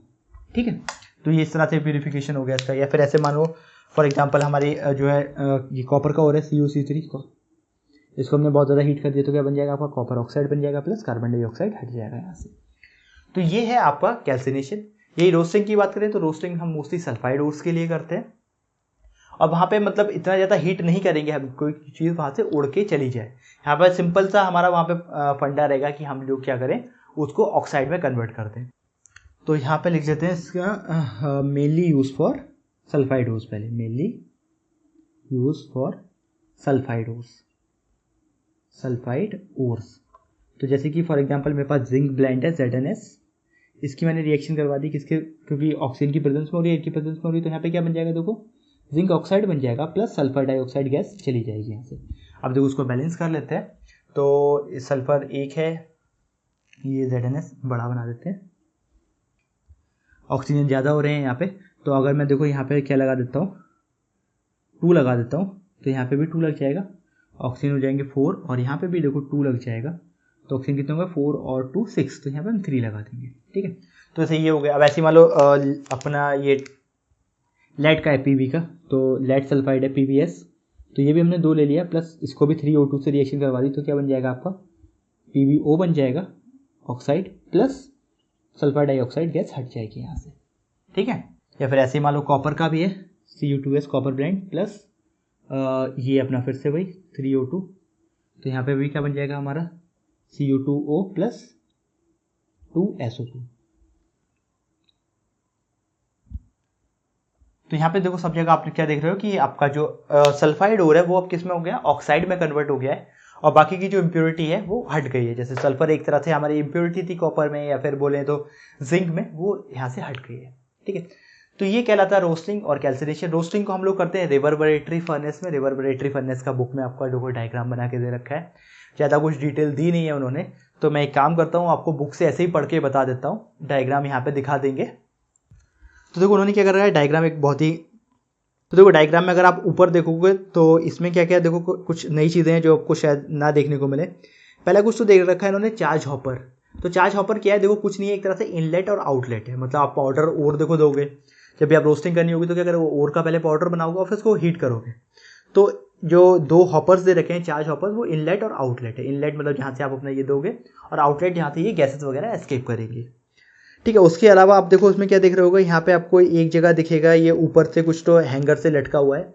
ये सब क्या है, तो ये इस तरह से इन्होंने कर रखा है कि जो हीट करोगे इस फर्नेस को, तो सब साइड से जो है उसके जो हीट मतलब जो हॉटनेस है वो मेंटेन रहे। मतलब एक तरह से इस तरह का सरफेस बना दिया है, इसको हम लोग क्या बोलते हैं, कॉन्केव सरफेस बना दिया है, ताकि जो है हीट उससे जो है एस्केप ना कर पाए। हीट मतलब जैसे ऊपर जाएगी फिर नीचे आ जाए, इसलिए इन्होंने इस तरह का ऊपर का सरफेस बनाया हुआ है। यहाँ पे आप लोग देखोगे एक जगह लिखा है मैग्नेसाइट। तो मैग्नेसाइट क्या है, मैग्नेसाइट की यार ब्रिक्स आती है, ईंटें आती है। तो जब भी इस तरह की फर्नेस को बनाया जाता है, ठीक है, इस तरह की भट्टी को बनाया जाता है, तो ऐसे स्पेशल काइंड के ऑफ मतलब हम लोग जो है ब्रिक्स को यूज़ करते हैं, जो क्या करें फिर से हीट को ट्रैप करके रखें। ठीक है, तो ये मैग्नेसाइट कुछ नहीं है, मैग्नेसाइट की स्पेशल काइंड ऑफ ब्रिक्स हैं, मतलब ईंटें हैं और कुछ नहीं है। उसके अलावा देखो उसमें और क्या है, और तो फिलहाल इतना कुछ नहीं है। बीच में एयर और ऑयल है, मतलब जहाँ से एक्चुअल जलाया जाएगा। और क्या है इसमें बाकी जो फर्नेस चार्ज है, फर्नेस चार्ज का मतलब भी वही है कि जो मतलब ओवरऑल जो हमने ऊपर से लिया था मटेरियल, वो किस तरह से कलेक्ट हुआ है उसमें। ठीक है, जो हमें मतलब डिजायर्ड मटेरियल चाहिए। और डिजायर्ड मटेरियल के नीचे क्या है, फिर सिलिका है, जो कि इम्प्योरिटीज जहाँ पे होंगी वो वहाँ पे आके बैठ जाएंगी कुछ। तो ये है इसका रिवर्बरेटरी फर्नेस का। आप लोग चाहो तो बनाकर देख लेना, बट मुझे लगता नहीं कि कोई एग्जाम में स्पेशली इसको पूछेगा, क्योंकि उन्होंने क्या है कि यहाँ पे सिर्फ नाम लिख दिया रिवर्बरेटरी फर्नेस, बट कहीं भी इसका जो है ना डिटेल डिस्क्रिप्शन नहीं दिया है। तो आई होप इसको आपको ज़्यादा पढ़ने की ज़रूरत नहीं पड़ेगी। और देखो उन्होंने एक चीज़ यहाँ पे और बताई है, उन्होंने बताया कि जैसे हम लोग ये कॉपर वाला केस ले रहे हैं, अगर इसमें आयरन की इम्प्योरिटी है तो हम लोग क्या करते हैं, जैसे आयरन ऑक्साइड की अगर इम्प्योरिटी है तो उसमें क्या करते हैं, ये सिलिकॉन डाइऑक्साइड ऐड कर देते हैं। तो यह बना देता है ये FeSiO3। इसको हम लोग क्या बोलते हैं, इसको हम लोग बोलते हैं स्लैग, SLAG स्लैग। तो अभी क्या होगा, इसकी वजह से देखो इसको जब इसकी वजह से क्या होगा, सिलिकॉन डाइऑक्साइड ऐड करने की वजह से ये FeO की जो इम्प्योरिटी है वो और इजीली निकल जाएगी। तो FeO यहाँ पे क्या है, ये है आपका गैंग, ठीक है। SiO2 क्या है, वो है आपका फ्लक्स। तो आपको एक फॉर्मूला याद रख लो, फ्लक्स प्लस गैंग दोनों से मिलकर बन गया स्लैग। स्लैग से आसानी ये है कि जो हम लोग गैंग इजीली नहीं निकाल पा रहे थे, वो फ्लक्स ने हमारी हेल्प कर दी। ठीक है, तो फ्लक्स मतलब गैंग समझ लो कि कूड़ा है, और फ्लक्स मतलब झाड़ू है। कूड़ा और झाड़ू दोनों को करोगे आप, तो जो बनेगा वो बन जाएगा स्लैग। मतलब जी जो है दोनों चीज़ें आसानी से हट जाएंगी वहाँ पे। तो जब भी कभी कॉपर के साथ में आयरन का ये कंटेमिनेशन रहता है, तो इसको SiO2 को एज अ फ्लक्स यूज़ कर लेते हैं। तो SiO2 को एज अ फ्लक्स यूज़ करते हैं, तो उसके बाद में जो कॉपर बचता है वो देखो क्या क्या बचता है, Cu2S प्लस FeS। इसको क्या बोलते हैं, इसको बोल देते हैं कॉपर मैटी। तो जब भी कभी रिवर्बरेटरी फर्नेस से हम लोग उसको करते हैं, तो ये हमें कॉपर बिल्कुल प्योर ना होकर कुछ इस तरह का एक मिक्सचर मिल जाता है। ठीक है ना। और उसके बाद में क्या होगा, फिर इसको जो आपको पता ही है, जो Cu2S है वो फिर से हम लोग इसको ऑक्सीजन के साथ में हीट होके कॉपर के ऑक्साइड में चेंज हो जाएगा। तो ये है आपका कॉपर मैटी। तो कभी एग्जाम में डायरेक्टली आए, लिख देते हैं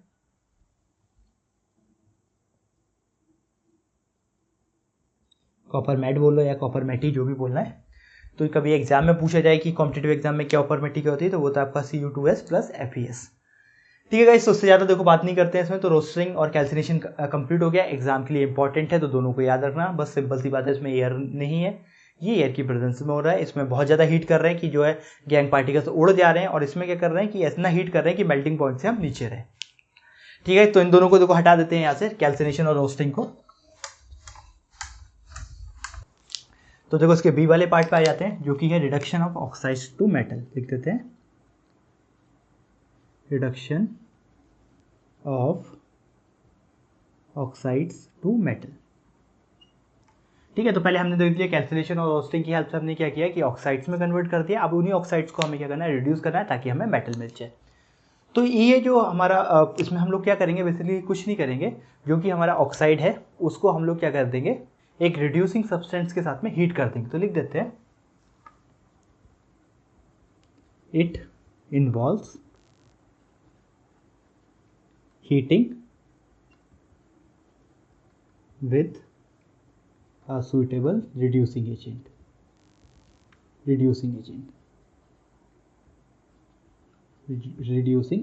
ठीक है। तो एक तरह से क्या हो रहा है, अगर देखो हम लोग एंटायरली हीट के बेसिस पे किसी चीज़ को रिड्यूस कर रहे हैं तो उसको हम लोग बोल देते हैं पायरोमेटलर्जी, ठीक है। तो देखो अगर मैं यहाँ पे टर्म लिखूँ पायरोमेटलर्जी,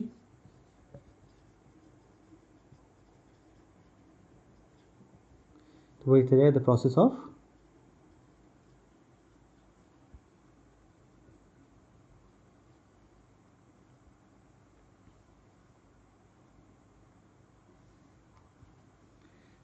reducing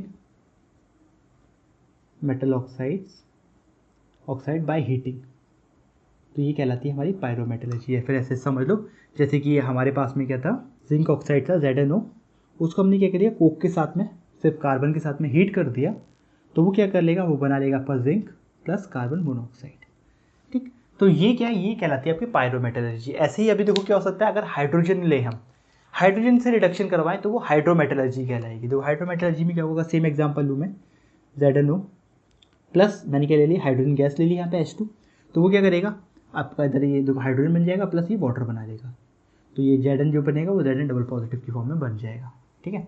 सिमिलरली यहाँ पे भी होगा, ये आयन की फॉर्म में आ जाएगा, ठीक। तो ये वाला जो एग्जाम्पल हुआ हाइड्रोजन के साथ में, तो ये कहलाएगा हाइड्रोमेटलर्जी। तो ऐसे ही अलग अलग है, आपकी शायद बुक में नहीं दे रखा है, बट पता नहीं कैसे याद आ गया, तो मैं आपको ये बता रहा हूँ। तो ये देखने में तो बहुत सिंपल लग रहा है कि अरे वाह ऑक्साइड बन गया, ऑक्साइड से हम लोग जो है रिड्यूस करके ऑक्साइड को फिर से मेटल बना लेंगे। लेकिन अब यहाँ पे असली प्रॉब्लम स्टार्ट होती है। तो प्रॉब्लम ये स्टार्ट होती है कि आपको लग रहा है कि हाँ रिडक्शन भी कर देंगे, जब ऑक्सीडेशन हो गया तो रिडक्शन भी हो जाएगा। लेकिन अगर आपको इलेक्ट्रोकेमिस्ट्री वगैरह याद हो तो उसमें हम लोगों ने देखा था कि एक पूरी इलेक्ट्रोकेमिकल सीरीज होती है जो कि रिडक्शन पोटेंशियल के बेसिस पर बनाई थी। तो इसका मतलब आप हर एक एलिमेंट नहीं ले सकते रिडक्शन, मतलब एक आपको किसी ऑक्साइड का रिडक्शन करना है तो आप उसके लिए आपको कुछ ना कुछ देखना पड़ेगा कि हम इसको किससे रिड्यूस कर सकते हैं, ठीक है। तो यहाँ पे क्या है, थर्मोडायनेमिक्स भी पिक्चर में आ जाती है। थर्मोडायनेमिक्स पिक्चर में क्यों आ जाती है वो बताते हैं, तो उसके लिए थोड़ा सा उसको हटाते हैं, जगह करते हैं। तो इतना तो आपको समझ में आ गया होगा। अब देखो थर्मोडायनेमिक्स कैसे इन्वॉल्व हो रही है इस प्रोसेस में, वो बताते हैं, ठीक है। इसलिए मैं इसको reduction of oxide to metal नहीं हटा रहा हूँ। थर्मोडायनेमिक्स में एक चीज़ हमने पढ़ी है, डेल्टा जी। डेल्टा जी हमने क्या पढ़ा है, डेल्टा जी इक्वल टू कितना पढ़ा है हमने, delta H minus T delta S. अब एक ही कंपोनेंट को समझते हैं इसको। डेल्टा जी क्या है, डेल्टा जी है गिव्स फ्री एनर्जी। मतलब क्या हुआ कि डेल्टा जी मतलब जैसे कोई भी रिएक्शन होती है तो उसके बाद में, मतलब ऐसे समझ लो कि ओवरऑल एनर्जी एक रिएक्शन की अगर माइनस में होगी तभी वो रिएक्शन फीजिबल है, मतलब थर्मोडायनेमिकली वो तभी होगी जब डेल्टा जी की वैल्यू कैसी होनी चाहिए, नेगेटिव होनी चाहिए, ठीक है। उससे ज़्यादा डिटेल में नहीं जाएंगे अभी डेल्टा जी के। डेल्टा एच क्या है, डेल्टा एच एंथैल्पी है, मतलब अगर आपकी देखो कैसी होगी, एक्सोथर्मिक रिएक्शन होगी तो वहाँ पे क्या होगा, डेल्टा एच नेगेटिव होगा, मतलब हीट इवॉल्व होगी। अगर आपकी एंडोथर्मिक रिएक्शन है तो डेल्टा एच पॉजिटिव होगा, मतलब हीट आपको देनी पड़ेगी। और जितनी भी ये रिडक्शन वाली रिएक्शंस हैं, आपने देखा पायरोमेटलर्जी मतलब हीट हमें देनी पड़ रही है, डेट मीन्स सारी की सारी एंडोथर्मिक है। तो एक चीज़ हमें यहाँ से क्लियर हो गई कि इस केस में जो भी डेल्टा एच है हमारा वो पॉजिटिव ही होने वाला है, ठीक है। तो अगर मैं इतने को अभी देखो अंडरलाइन कर दूं तो मेरा डेल्टा एच तो पॉजिटिव हो गया, ठीक है। और आपने ये भी देख लिया कि बहुत सारी हीट देनी पड़ रही है तो डेल्टा एच की वैल्यू भी ज़्यादा होगी, ठीक है। अब बचता है टी डेल्टा एस। ये क्या है, ये है देखो टी टेम्परेचर है आपका और डेल्टा एस क्या है, ये है एंट्रोपी। अब एंट्रोपी क्या होती है, एंट्रोपी होती है डिग्री ऑफ रैंडमनेस। तो अगर रैंडमनेस बढ़ रही होती है तो हम एंट्रोपी को पॉजिटिव मानते हैं, रैंडमनेस कम हो रही होती है तो एंट्रोपी को नेगेटिव मानते हैं। इसका देखो एग्जाम्पल से मतलब एक रिएक्शन लेते हैं तब आपको समझ में आएगा। ऐसे समझ के चलो, जैसे मान लो मेरे पास ये कार्बन है, कार्बन प्लस O2 क्या बना लिया इसने, CO2। अब देखो क्या है, कार्बन हमारा सॉलिड है, यहाँ पे ऑक्सीजन गैस है और CO2 भी गैस है। तो देखो सॉलिड में क्या होता है कि एंट्रोपी की वैल्यू बिल्कुल ना के बराबर होती है क्योंकि सॉलिड्स की शेप फिक्स्ड होती है, तो वहाँ पे कोई भी रैंडमनेस नहीं आ सकती। अगर यही बात करूँ मैं गैसेस की, तो गैसेस में बहुत सारी एंट्रोपी होती है क्योंकि उनकी शेप तो फिक्स है नहीं, तो इधर उधर जो है गैसेस के मॉलिक्यूल्स टकराते रहते हैं एक दूसरे से। तो देखो यहाँ पे भी सेम मॉलिक्यूल से, मतलब सेम नंबर ऑफ मॉलिक्यूल्स यहाँ पे ऑक्सीजन के, उतने ही मॉलिक्यूल किसके बने, कार्बन डाइऑक्साइड के बने। तो यहाँ पे जो एंट्रोपी की वैल्यू होगी डेल्टा एस वो ऑलमोस्ट 0 होगी, ठीक है। इसका मतलब क्या हुआ कि इस वाली इक्वेशन में आपका या फिर जो है डेल्टा जी, हम लोग क्या करेंगे, डेल्टा जी अगर मैं बोलूँ तो एक तरह से टेम्परेचर से इंडिपेंडेंट रहेगा, क्योंकि डेल्टा एस की वैल्यू 0 हो जा रही है, तो टेम्परेचर आपका कोई भी हो क्या रहेगा, डेल्टा जी की वैल्यू डायरेक्टली डिपेंड करेगी डेल्टा एच पे। तो अगर मैं इसका देखो कर्व बनाऊँ एक, ध्यान से समझना, ये मान लो डेल्टा जी है और यहाँ पे टेम्परेचर है, तो क्या होगा, क्योंकि यहाँ पे डेल्टा एस 0 है तो ये वाली टर्म पूरी की पूरी 0 हो गई, तो ये इस तरह का ग्राफ बनेगा बिल्कुल स्ट्रेट। ठीक, तो ये है। अगर कहीं पे ऐसा हो रहा है कि यहाँ पे क्या हो रहा है, मतलब जो रैंडमनेस बढ़ रही है, फॉर एग्जांपल ऐसे समझो 2C plus O2 gives 2CO। अब देखो यहाँ पे क्या हुआ, 2C फिर से ये कोक है, सॉलिड है, कोई दिक्कत नहीं है, एंट्रोपी का मतलब ही नहीं है। ऑक्सीजन गैस है और यहाँ पे क्या है, just double number of gases molecules आ रहे हैं, तो यहाँ पे क्या होगा, रैंडमनेस बढ़ जाएगी, क्योंकि जितने रैंडम मॉलिक्यूल्स पहले थे उसके जस्ट डबल हो गए। तो यहाँ पे जो डेल्टा एस की वैल्यू आएगी, इसमें डेल्टा एस की वैल्यू जो आएगी वो कैसी आएगी, पॉजिटिव आएगी। विच मीन्स कि अब अगर आप इसका टेम्परेचर बढ़ाओगे, देखो टेम्परेचर बढ़ाओगे तो ये ओवरऑल यहाँ पे क्या लगा, माइनस का साइन लगा है, तो ये वैल्यू माइनस में चलती चली जाएगी। तो अगर मैं थोड़ी देर के लिए डेल्टा एच को कांस्टेंट मान लूँ, थोड़ी देर के लिए मैं डेल्टा एच को कांस्टेंट मान लूँ या फिर भूल जाऊँ इसको डेल्टा एच को, तो क्या होगा, जैसे जैसे मैं टेम्परेचर बढ़ाऊंगा डेल्टा जी की वैल्यू माइनस में आती जाएगी। मतलब इसका कर्व जो है कुछ इस तरह का आएगा नीचे की साइड, समझे। तो जैसे जैसे मैं टेम्परेचर बढ़ाऊंगा डेल्टा जी की वैल्यू क्या होगी, नीचे मतलब माइनस में आती जाएगी। माइनस में इसलिए आती जाएगी क्योंकि क्या हो रहा है, अपना जो एंट्रोपी पॉजिटिव में है, एंट्रोपी पॉजिटिव में है और ओवरऑल एंट्रोपी के आगे साइन लगा है माइनस का। बहुत ध्यान से समझ लो इस चीज़ को, ये समझ लोगे तो आपको एलिंगम डायग्राम समझ में आ जाएगा। फिर से एक बार करते हैं, डेल्टा एस पॉजिटिव है, डेल्टा एस पॉजिटिव है, डेल्टा एस के साथ में क्या टेम्परेचर लगा है। अगर मैं जितनी ज़्यादा टेम्परेचर की वैल्यू बढ़ाऊंगा उतनी ही ज़्यादा क्या होगा, ये टर्म माइनस में बढ़ेगी, क्योंकि इसके आगे माइनस का साइन लगा हुआ है। दैट मीन्स डेल्टा जी भी क्या होगा, माइनस में इंक्रीज होगा, अगर मैं डेल्टा एच को कॉन्स्टेंट मानता हूँ तो। और आपको पता है कि डेल्टा जी की वैल्यू जितनी ज़्यादा नेगेटिव होगी उतनी ही रिएक्शन एक आसानी से हो सकती है, उतनी ही वो थर्मोडाइनेमिकली फीजिबल है।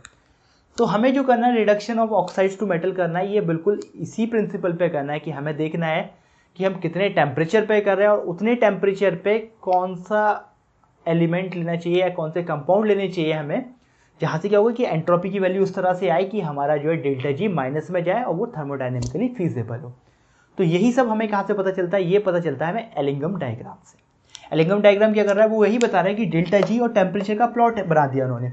बाकी आपने देखा होगा कुछ लाइन ऊपर जा रही है, कुछ लाइन नीचे जा रही है। तो जो लाइन नीचे जा रही है वो ये बता रहा है कि टेम्परेचर बढ़ रहा है तो डेल्टा जी की वैल्यू माइनस में जा रही है। इसका मतलब आप उन कंपाउंड्स को हायर टेम्परेचर पर रिडक्शन के लिए यूज़ कर सकते हो। कुछ में कैसा है, कुछ इस तरह का कुछ कर्व है जो ऊपर की तरफ जा रहा है। तो वो क्या बता रहा है कि जैसे जैसे आप टेम्परेचर बढ़ाओगे तो इस पर क्या होगा, डेल्टा जी की वैल्यू कैसे होती जाएगी, पॉजिटिव की तरफ जाएगी।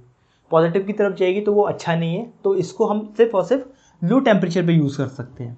इस वाले को हम लोग क्या कर सकते हैं, हाई टेम्परेचर पे यूज़ कर सकते हैं। और इस वाले का क्या कुछ है ही नहीं, क्योंकि इसमें जो है डेल्टा एस जो है वो 0 है। तो यही आपको एलिंगम डायग्राम से देखना है। अब मैं एक क्वेश्चन सॉल्व करवाऊंगा, फिर आपको होपफुली समझ में आएगा। तो सबको देखो मैं हटा देता हूँ अभी थोड़ी देर के लिए, और जो एनसीईआरटी में क्वेश्चन दे रखा है उस पर आते हैं डायरेक्टली।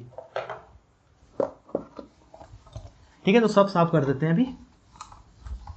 देखो क्वेश्चन आप लोगों को आपके स्क्रीन पे दिख रहा होगा। क्या बोला इन्होंने, suggest a condition under which magnesium could reduce alumina. दो इक्वेशन दे रखी है और पूछा कि कौन सी कंडीशन होगी ऐसी जहाँ पे मैग्नीशियम जो है एल्यूमिना को रिड्यूस कर सकता है। तो देखो दोनों रिएक्शन को लिख लेते हैं। ये है आपका 4/3 Al plus O2, 4/3 Al plus O2। एक तो ये रिएक्शन है, क्या बना रहा है ये, 2/3 Al2O3, 2/3 Al2O3। और दूसरी रिएक्शन क्या है हमारे पास में, दूसरी रिएक्शन है आपके पास में 2Mg plus O2 gives 2MgO। Okay, 2Mg plus O2 क्या दे रहा है ये, 2MgO। तो वो बोल रहे कौन सी ऐसी कंडीशन होगी जब मैग्नीशियम जो है इसको रिड्यूस कर देगा। ठीक है, तो पहले इसकी हम रिएक्शन लिख लेते हैं कि कब रिडक्शन होगा, और फिर इसको जो एलिंगम डायग्राम इसका बनाते हैं कि वो वहाँ पे डायग्राम पे ये कैसा दिख रहा है। ठीक है, तो मैं डायग्राम बुक से देख के बना देता हूँ। आप टेंशन मत लो, अगर आपको एग्जाम में इस तरह का कोई क्वेश्चन नहीं आएगा, ये क्वेश्चन सिर्फ समझाने के लिए, अगर आएगा भी तो डायग्राम उनको देना पड़ेगा। ठीक है, तो इस क्वेश्चन को कोई भी मतलब इस तरह से नहीं लेगा कि ये हम लोग कैसे कर पाएंगे, आपको डायग्राम मिलेगा, वरना तो उस तरह का कोई भी डिफिकल्ट क्वेश्चन नहीं आने वाला है। ये सिर्फ और सिर्फ मैं आपके अंडरस्टैंडिंग के लिए करवा रहा हूँ। तो मैं देखो यहाँ पे ड्रॉ कर देता हूँ एक गंदा सा एलिंगम डायग्राम, जैसा भी ड्रॉ हो रहा है। ये है नीचे मेरे टेम्परेचर की एक्सेस, ठीक है, टेम्परेचर इधर बढ़ रहा है, ये है डेल्टा जी, और डेल्टा जी ऊपर की तरफ बढ़ता जा रहा है, मतलब वैल्यू नीचे ज़्यादा पॉजिटिव है, ऊपर की तरफ और पॉजिटिव होती जा रही है। अब यहाँ पे देखो दो लाइन दे रखी है, एक उन्होंने दे रखी है डायरेक्टली ऐसी, ठीक, एक दूसरे पेन से ड्रॉ कर देता हूँ मैं। दूसरी लाइन कैसी है, वो इसकी पैरेलल चल रही है, फिर एक पॉइंट पे क्या हुआ, ऐसे ऊपर गई है और इंटरसेक्ट होकर और ऊपर निकल गई है, ठीक है, ये है। तो जो ब्लू वाली है हमारी वो ये है 2mg प्लस O2 2mgO, ये ब्लू वाली लाइन है हमारी 2mgO। और दूसरी वाली लाइन जो है वो है आपकी ये 4/3 AL वाली, ब्लैक वाली 4/3 AL प्लस O2, इससे क्या बन गया हमारा 2/3 Al2O3। और जो इंटरसेक्टिंग पॉइंट है, इन्होंने इसको पॉइंट को A बोल दिया है, यहाँ पे ये दोनों लाइन इंटरसेक्ट कर रही है, और ये इसका एक्चुअली जो टेम्परेचर उन्होंने बताया है वो बाद के क्वेश्चन में बताया था, वो वहाँ से भी निकाल लेते हैं। तो जो ए पे जो टेम्परेचर आ रहा है यहाँ पे वो है 1350 डिग्री सेल्सियस, ठीक है। अब बुक को रखते हैं साइड में और करते हैं क्वेश्चन को डिस्कस।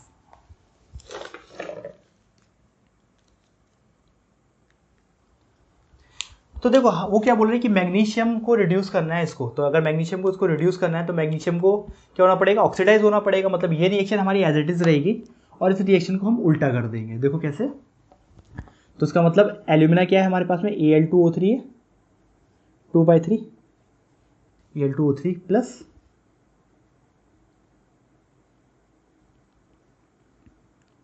(2mg प्लस O2), इससे क्या बनेगा हमारे पास में 4/3 Al plus O2 plus 2mgO। तो यहाँ पे क्या होगा, देखो O2 से O2 कैंसिल हो जाएगा, तो अभी मैं यहाँ पे O2 हटा देता हूँ ताकि थोड़ा सा और हमारा कन्फ्यूजन कम हो जाए, ठीक है। और सिर्फ ऐसे लिख देता हूँ डायरेक्टली। तो देखो ये रिएक्शन हमारी होनी चाहिए जब हम बात करेंगे कि मैग्नीशियम क्या कर रहा है, इसको रिड्यूस कर रहा है। देखो क्लियरली दिख रहा है मैग्नीशियम क्या कर रहा है, एल्यूमिनियम के साथ में ऑक्सीजन को हटा दे रहा है, मतलब उसको रिड्यूस कर रहा है और खुद ऑक्सीडाइज हो जा रहा है, ठीक है। तो वो पूछ रहे हैं कि कब ऐसा पॉसिबल है। अब देखो फिर से हम आते हैं इसमें अपना जो हमने पढ़ा था अभी ये, तो अभी हम लोगों ने क्या समझा था कि डेल्टा जी की वैल्यू जिसकी जितनी ज़्यादा नेगेटिव होगी मतलब वो उतना ही अच्छे से हो पाएगा। अगर मैं पॉइंट ए की बात करूँ, ठीक है, बड़ा वाला लिख देता हूँ कि एट पॉइंट ए, तो यहाँ पे क्या हो रहा है कि दोनों का डेल्टा जी, ये वाली रिएक्शन और ये वाली रिएक्शन दोनों का डेल्टा जी बराबर है, मतलब इन दोनों के डेल्टा जी में कोई भी डिफरेंस नहीं है, ठीक है। तो अगर मैं बात करूँ डेल्टा जी दोनों का कितना हो जा रहा है, वो 0 हो जा रहा है, मतलब दोनों का डेल्टा जी का भी डिफरेंस, ठीक है। तो इस रिएक्शन का डेल्टा जी प्लस इस रिएक्शन का डेल्टा जी दोनों का बराबर है इस पॉइंट ए पर, ये आपको समझ में आ गया।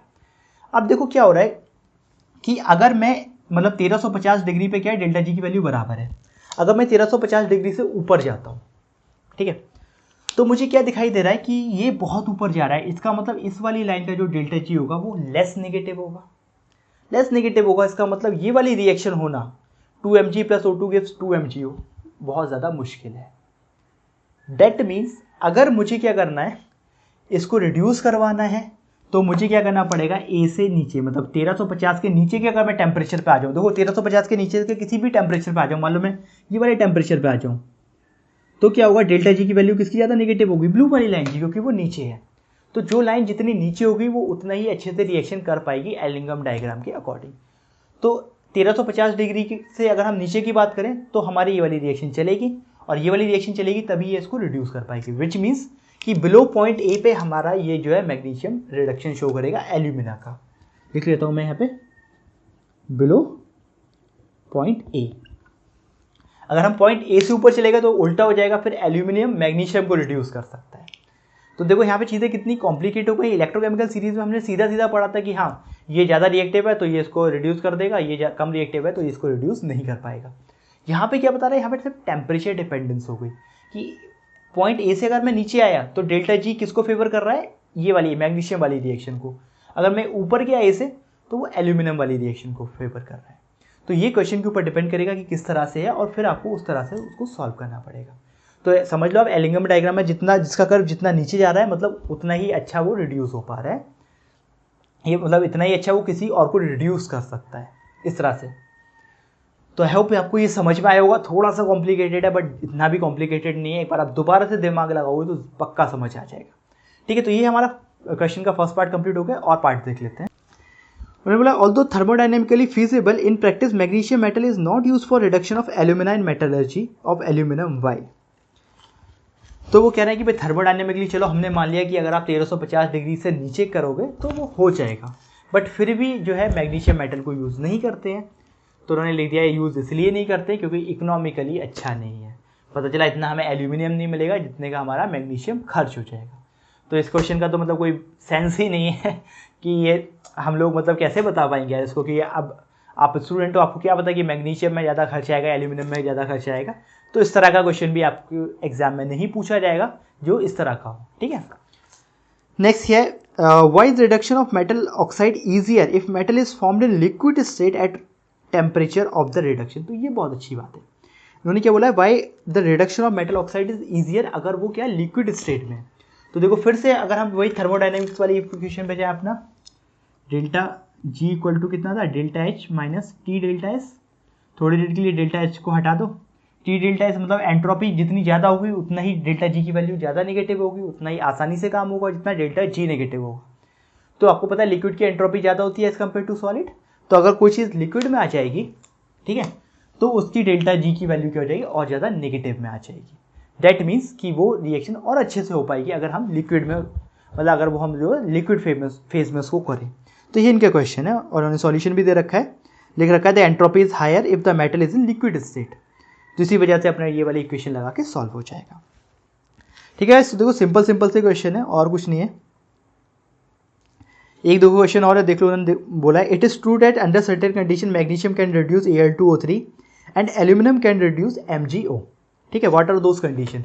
तो एक को पता ही है आपको, अगर हम जो 1350 से नीचे आते हैं तो डेल्टा जी किसको फेवर करेगा, मैग्नीशियम वाली रिएक्शन को, विच मीन मैग्नीशियम रिड्यूस कर देगा Al2O3 को। अगर हम 1350 से ऊपर जाते हैं तो उल्टा हो जाएगा, फिर क्या करेगा, जो एल्यूमिनियम है वो रिड्यूस करेगा किसको, मैग्नीशियम ऑक्साइड को। तो बस ये इतना सा बात थी और कुछ नहीं थी यार यहाँ पे। तो गाइज आई होप आपको देखो ये एलिंगम डायग्राम वाले क्वेश्चन समझ में आए होंगे। एक बार बुक से पढ़ना, आई एम श्योर कि आप लोगों को पक्का समझ में आएगा। तो वीडियो में भी देखो अच्छा खासा टाइम हो गया है, मैं वीडियो भी कंटिन्यू रखूंगा, लेकिन फर्स्ट पार्ट तक के लिए वीडियो को यहाँ पे रोक देते हैं। नेक्स्ट पार्ट में हम लोग क्या करेंगे, इसके एप्लीकेशन से स्टार्ट करेंगे, जहाँ पे हम ब्लास्ट फर्नेस की बात करेंगे, जहाँ पे आयरन का आयरन की प्यूरिफिकेशन की बात करेंगे, थोड़ी सी कॉपर की प्यूरिफिकेशन की बात करेंगे, और फाइनली हम थर्ड पॉइंट पे आएंगे, क्योंकि अभी तो हम सेकंड पॉइंट पे हम लोग क्या कर रहे हैं, अभी मेटल को एक्सट्रैक्ट कर रहे हैं कॉन्सेंट्रेटेड ओर से। थर्ड पॉइंट जो होगा हमारा प्यूरिफिकेशन होगा, उस पर आएंगे। तो वो करते हैं नेक्स्ट वीडियो में कंप्लीट, जो मैं अभी बनाने जा रहा हूँ। तो आई होप गाइस आपको आज का वीडियो अच्छा लगा होगा, समझ में आया होगा। अगर आपको वीडियो सच में समझ में आया है तो हमारे शेयर करते रहिए, लाइक कीजिए, अपने फ्रेंड्स के साथ में शेयर कीजिए, और वीडियो से रिलेटेड कोई भी कमेंट है, सजेशन है तो उसको कमेंट बॉक्स में लिख लीजिए, मैं कोशिश करूँगा आप लोगों को रिप्लाई करने का। और बाकी यार देखो चैप्टर थोड़ा बोरिंग है, तो मैंने बहुत कोशिश की है इसको इंटरेस्टिंग बनाने की। तो आप लोग प्लीज़ एक बार बुक से ज़रूर पढ़ना, एंड आई होप आपको अच्छे से समझ में आएगा। So again guys, thank you very much for watching this video. Keep educating yourself, educate others too. I see you guys my next video. Till then, take care.